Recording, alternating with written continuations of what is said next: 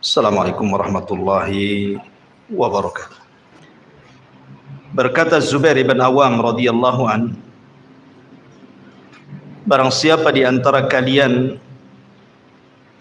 yang sanggup melakukan amalan yang tersembunyi antara dia dengan Allah dari amalan saleh, maka lakukan. Artinya pembahasan malam ini kita akan membahas tentang pentingnya seseorang memiliki amalan yang tersembunyi yang tahu hanya dia dengan Allah Subhanahu wa taala saja.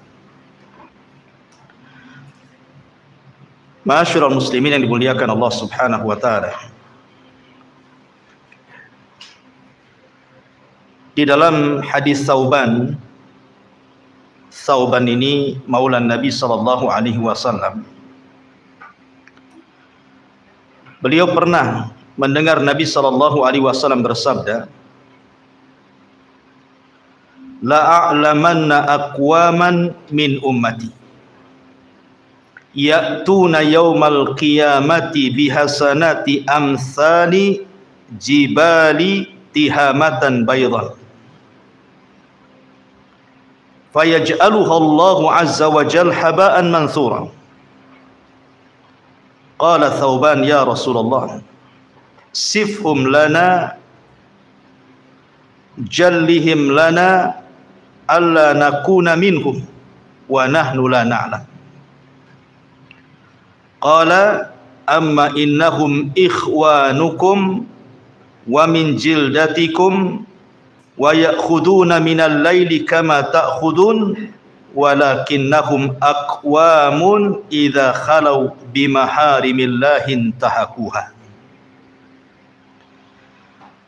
Dari Thauban, dari Nabi sallallahu alaihi wasallam, kata Nabi sallallahu alaihi wasallam, beliau bersabda, sungguh aku mengetahui suatu kaum dari umatku datang pada hari kiamat dengan banyak membawa kebaikan seperti gunung Tihama.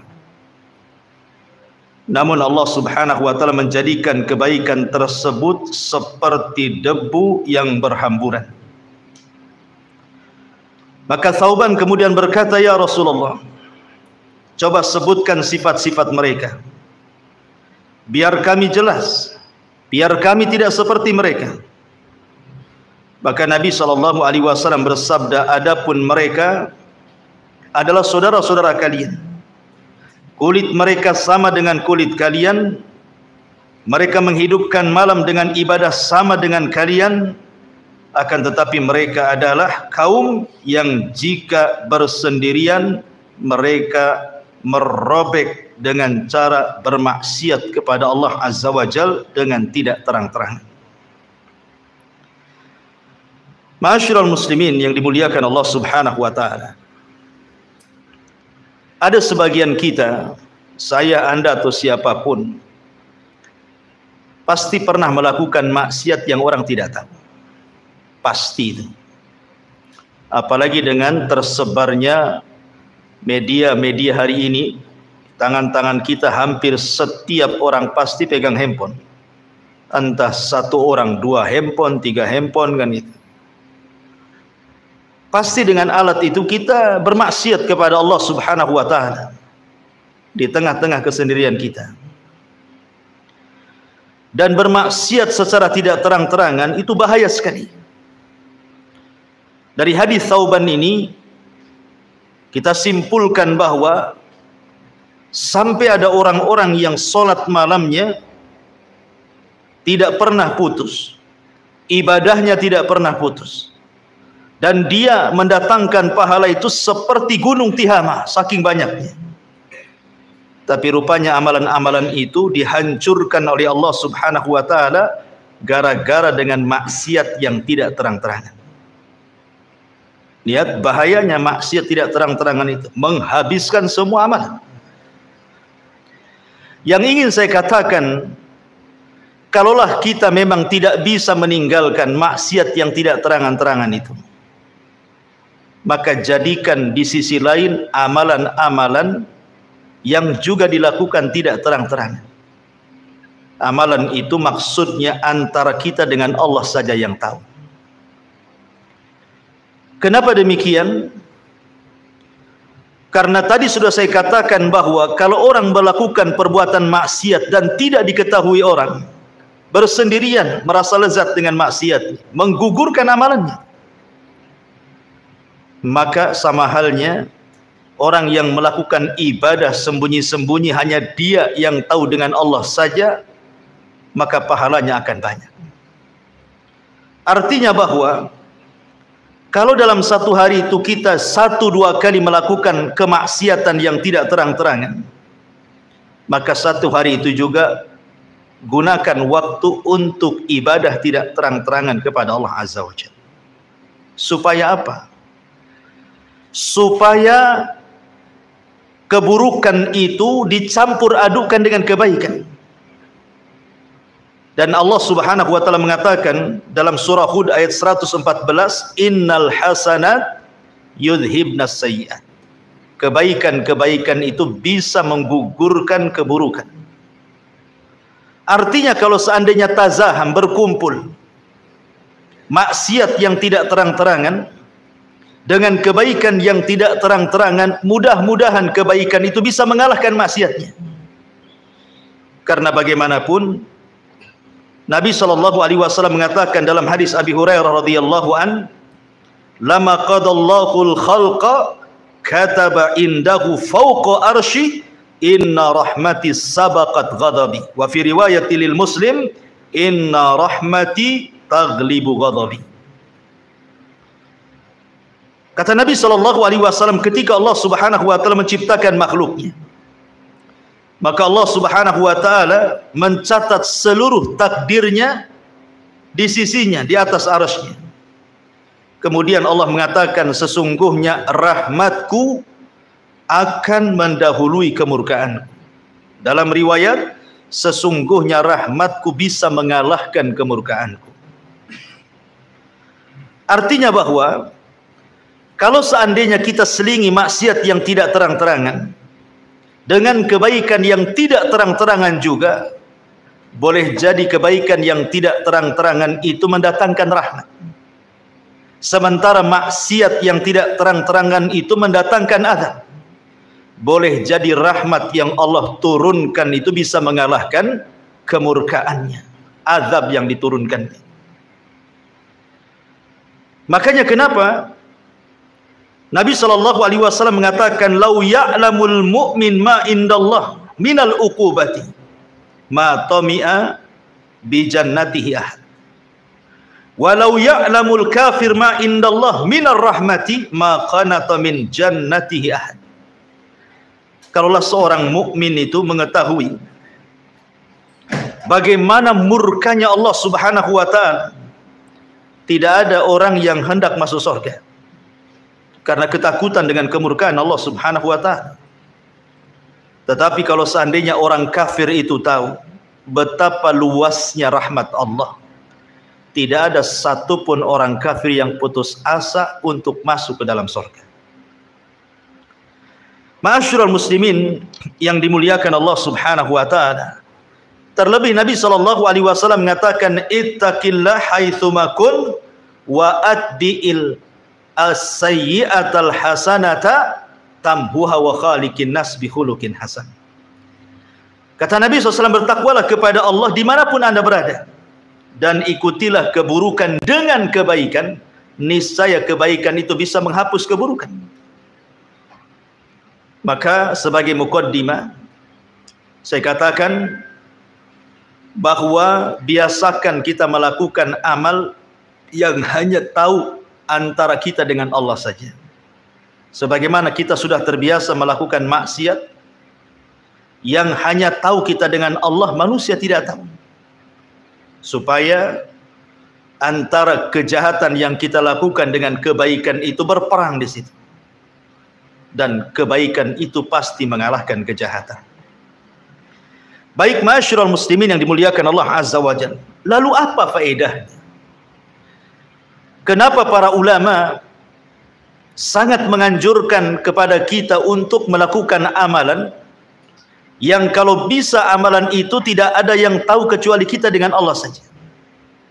Ikhwan, ada seorang ulama salaf, Al-Hasan Al-Basri rahimahullahu ta'ala, beliau mengatakan, in kana ar-rajulu laqad jama'al qur'ana wa ma yash'uru bihin nas, wa in kana ar-rajulu laqad faqaha al-fiqha al-katsira wa ma yash'uru bihan nas, wa in kana ar-rajulu la yusalli as-salata at-tawilata fi baitihi wa indahu zuwari wa ma yash'uru bihi, wa laqad adrakna aqwaman ma kana 'alal ardi min amalin yaqdiruna an ya'maluhu fi sirri fayakunu 'alaniyatan abada.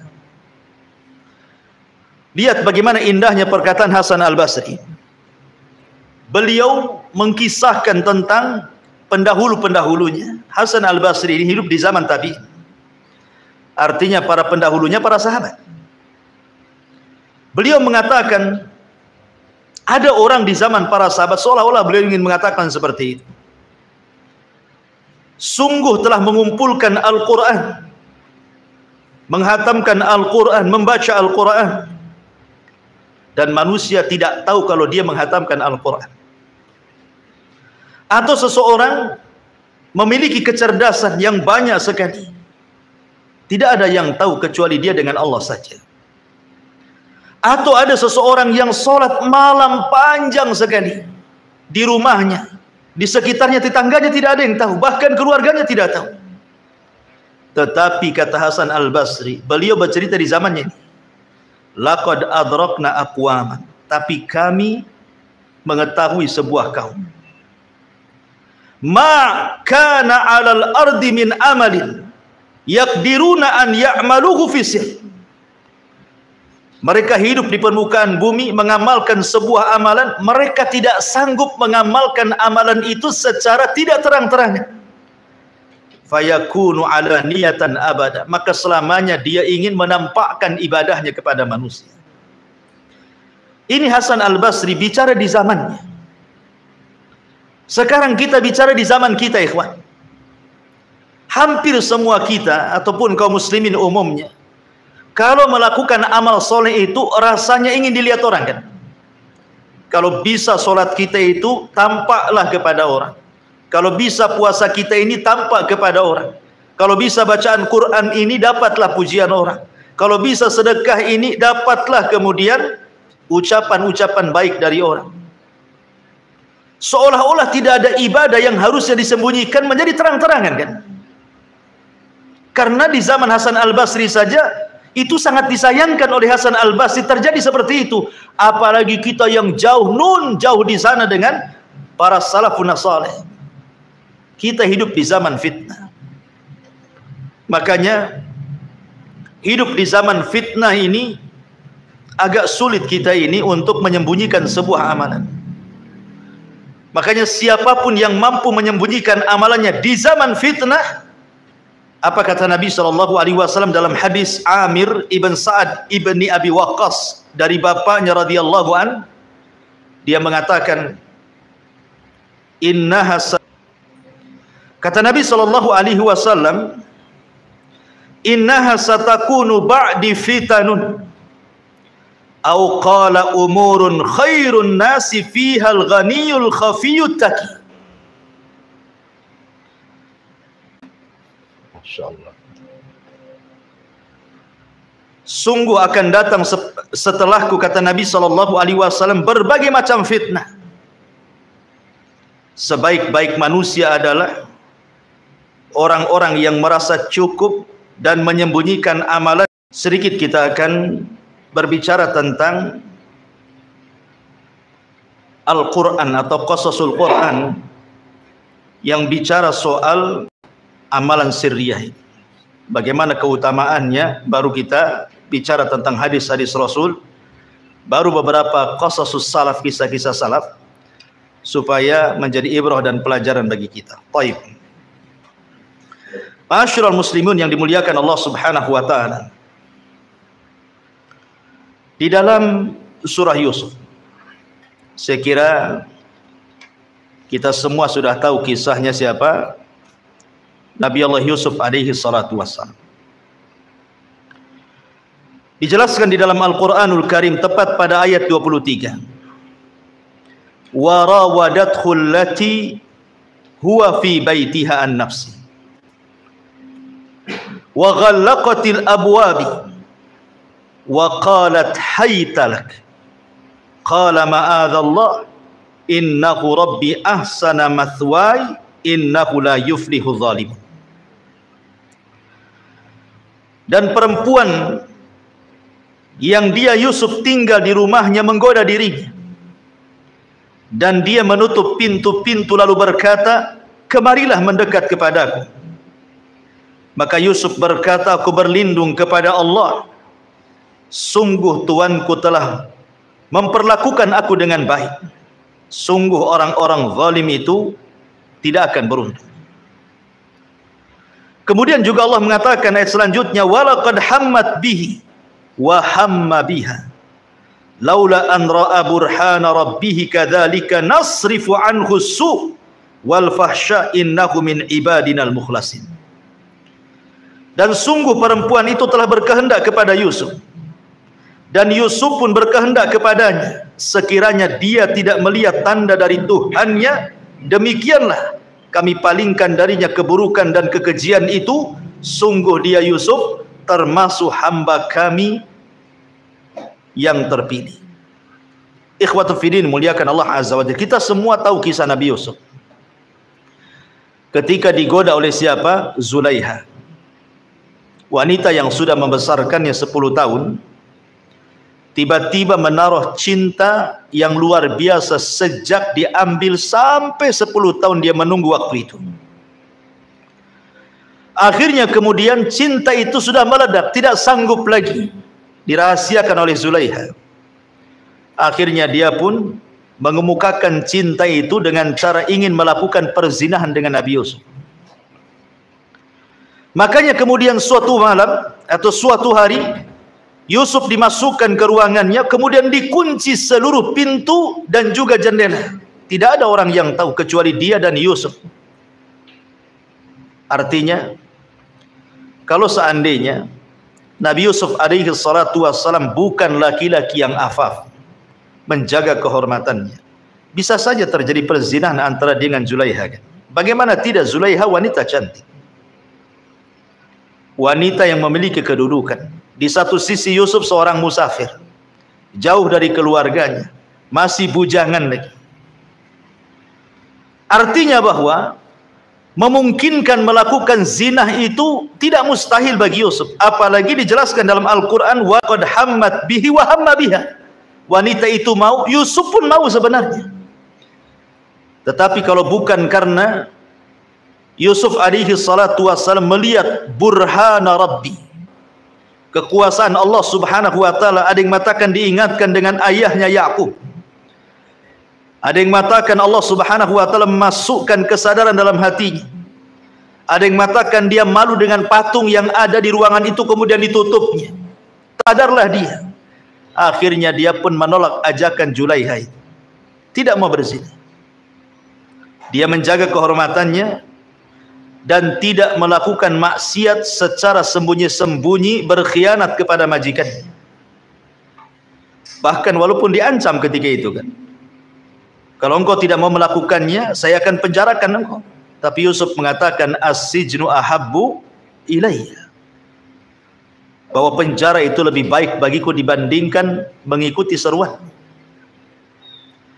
Dari sini kisah Nabi Yusuf ini mengajarkan kepada kita tentang menghindar maksiat dengan tidak terang-terangan, dan beribadah kepada Allah juga tidak terang-terangan, menjaga kehormatan, untuk tidak melakukan perzinahan karena Allah subhanahu wa ta'ala.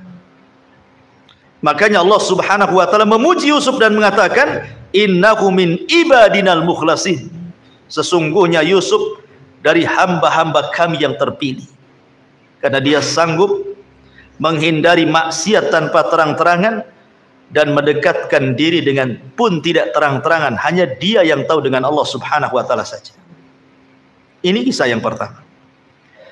Kisah yang kedua disebutkan dalam surah Al-Anbiya ayat 87. Kisah siapa?